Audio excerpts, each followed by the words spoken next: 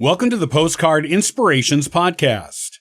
I have several postcards from the Walt Disney Family Museum, and today I would like to talk about Walt Disney's early life.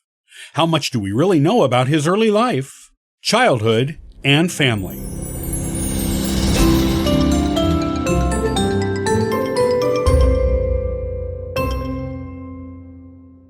I remember reading about his early life and the guiding influences that made him into the creative, business savvy, and the whimsical man he became.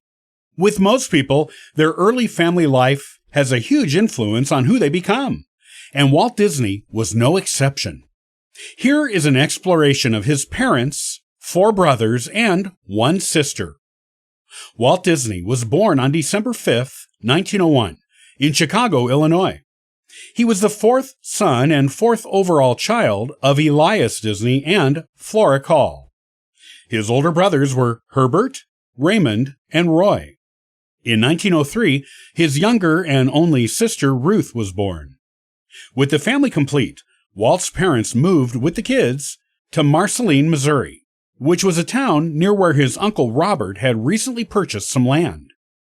It was in Marceline that Walt developed his interest in drawing when a retired local doctor paid him to draw one of his horses. Walt later practiced drawing by copying the cartoons on the front page of the Appeal to Reason, which was a newspaper his father subscribed to. It was also in Marceline that he and his sister Ruth started school in 1909 at the Park School. However, before any of this could happen, Walt's parents had to be born and meet each other. His father, Elias Disney, was born in Blue Vale, Ontario, Canada, to Irish immigrants Keppel Elias Disney and Mary Richardson. The Disneys were Irish Protestants, and both Keppel and Mary came to Canada from Ireland as children when their parents immigrated. Elias moved to California along with Keppel in 1878 to take part in the gold rush. However, instead of discovering gold, a Union Pacific Railroad agent convinced Keppel to buy 200 acres of land in Ellis, Kansas. Keppel and Elias tried to live on that land as orange farmers, but were not successful. Keppel eventually started a new farm, and Elias worked there until 1884, when he was hired to work in a railroad machine shop, where one of his co-workers was Walter Chrysler. After working in the railroad machine shop, Elias Disney found work on the crew building the Union Pacific Railroad line through Colorado. Once that job was done, he began a career as a professional fiddle player in Denver, Colorado. He soon found a career as a fiddler wasn't paying the bills, and he returned to work on his father's farm. Other jobs Elias tried his hand at included being a mailman and a construction worker. He even tried growing oranges again, this time on his own, in Kismet, Florida, near the place where his son Walt's second theme park, Walt Disney World, would one day be built. And he did construction work in Chicago, Illinois. Elias used the money he earned from these business ventures to buy stock in the Ozell Company. This was a company that canned jelly and made apple juice in Chicago. Walt Disney later worked at this company for a time. In 1888, Elias Disney married Flora Call in Kismet, Lake County, Florida. This was about 50 miles north of the future site of Walt Disney World. His new wife was the daughter of some neighbors of his father, Keppel Disney.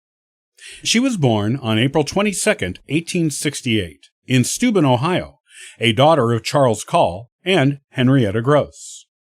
Flora was beloved by her children, and her death was a tragic accident that haunted her son Walt for the rest of his life, as he blamed himself for it. In 1938, Walt and his brother Roy were enjoying substantial commercial success with their animation for the first time, with the release of their animated film, Snow White and the Seven Dwarfs. Walt and Roy used some of the money they earned from this success to buy Elias and Flora a beautiful new house in North Hollywood, California, close to the Disney Studios in Burbank. Flora and Elias had only been living in the house for a month when Flora complained to Roy and Walt about the fumes coming from the furnace there. Walt sent repairmen from the Disney Studios to repair the gas furnace, and all seemed well. However, the repairmen did not fix the furnace properly. Flora wrote a letter to her daughter, Ruth, telling her all about the wonderful house and describing it in detail for her. Flora no doubt loved the home, and it was all the more special to her because two of her sons bought it for her. However, she also mentioned in the letter that the fumes from the furnace were still an issue. A few days after writing this letter, Flora died because of the toxicity from the furnace fumes in her house. She was 70 years old. Walt and Roy were heartbroken over this incident. Elias died 3 years after Flora, and both are buried next to each other at Forest Lawn Memorial Park Cemetery in Glendale, California. Long before the tragedy of what happened to Flora Call Disney occurred, Flora and Elias Disney were young newlyweds in Florida. Shortly after getting married, they moved to Chicago, Illinois, where they started their family. While in Chicago, Elias met a preacher from the St. Paul Congregational Church there, and the two became good friends. In fact, they were such good friends that Elias named his son Walter Walt Disney after him. The Disneys began having children, with their firstborn, Herbert Arthur Disney, being born on December 8, 1888. Raymond Arnold Disney came next on December 30th, 1890. Roy Oliver Disney was son number 3, being born on June 24th, 1893. Walt Elias Disney came along on December 5th, 1901. Finally, Ruth Flora Disney was born on December 6th, 1903.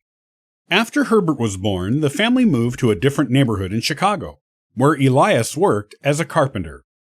In 1891, he purchased a lot for a house and built a house on it by the next year. The new Disney family home was in the Hermosa neighborhood of Chicago, which had been settled by immigrants from Scotland, Germany, and the Scandinavian nations. Roy, Walt, and Ruth were all born in this newly built house. By 1900, Elias seemed to have found his calling as a building contractor and was finally successful at a business venture. He built houses in Chicago, which he resold, essentially being one of the first house flippers, with the difference being he built the houses he sold later for a profit, instead of buying and selling existing houses.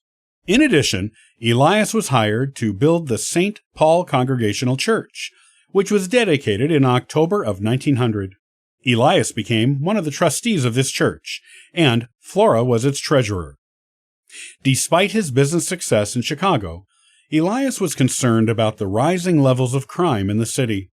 After two of their neighbors' teenage sons were involved in a car theft, Elias decided to move his family out of the city before his own children became influenced by other kids like the car thieves and perhaps became criminals themselves.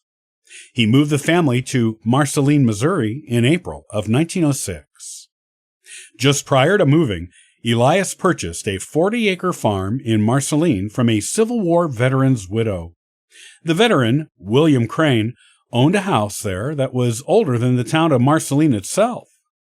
After arriving in Marceline, Elias purchased an adjoining tract of land, also from Crane's widow. Marceline was a good location for Elias because it was away from the crime in the city of Chicago, while still being close enough to it to be accessible if necessary. Also, Elias's younger brother, Robert, owned a farm just west of there.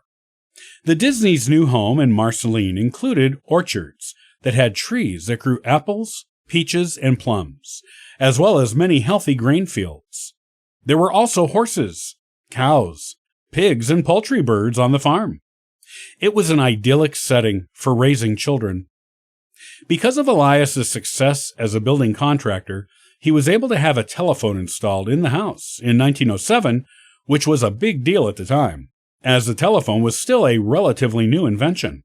Elias became involved in the neighborhood, convincing quite a few of his fellow neighbor farmers to join the American Society of Equity, which was a farmers' union that promoted consolidating the buying power of its members. The farm may have been idyllic for Elias and Flora and for the younger children. However, it was boring for teenagers. The two oldest Disney children, Herbert and Raymond, disliked the farm and moved out to go back to Chicago in 1908, when they were 20 and 18, respectively. They found work as clerks there. Life on the farm was good, but it didn't last as long as Elias and the rest of his family would have probably liked. Only 4 years after moving in 1910, Elias became ill with typhoid fever and pneumonia, which forced the family to sell the farm. They moved to a rented house in Marceline, where they lived for about a year, and then moved to Kansas City, Missouri, after Elias recovered. While in Kansas City, they lived in a rented house before buying their own middle-class home 3 years later. In 1914, between moving to Kansas City and buying their own house there, Elias bought a newspaper delivery route for the Kansas City Star newspaper and extended the route considerably. He gave his sons, Roy and Walt, jobs, delivering the paper on his route. They had about 700 daily customers and around 600 more for the Sunday edition only. Elias also used the newspaper route to deliver butter and eggs he imported from a farm in Marceline to his newspaper customers.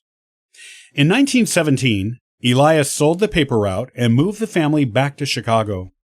Once there, he and his wife and the remaining kids at home rented an apartment. While in Chicago, Elias took an active role in the management of the O-Zell Company, the business in which he had been buying stock for years. Elias officially retired in 1920 and moved back to Kansas City, where he supported himself and his wife by working as a carpenter.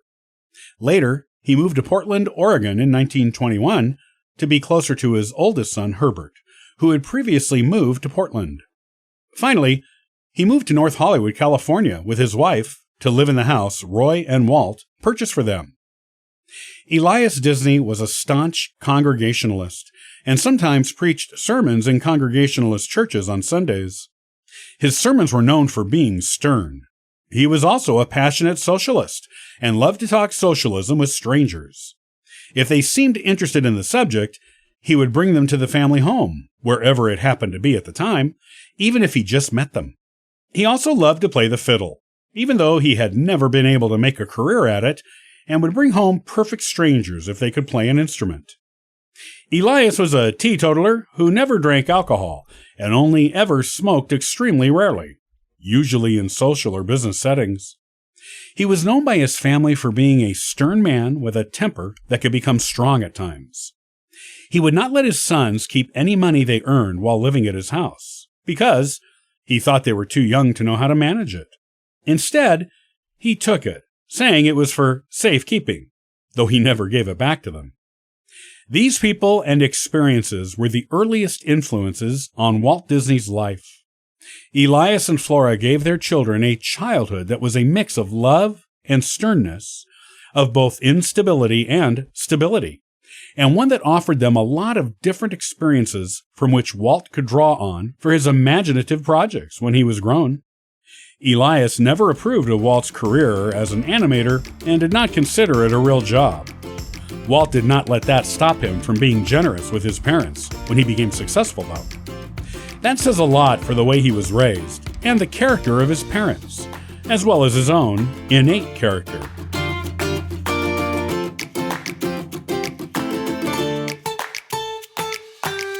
I love collecting postcards as a way to inspire my own adventures and to share memories with family and friends. Follow along at postcardinspirations.com. Now, go out there and have a wonderfully inspirational day.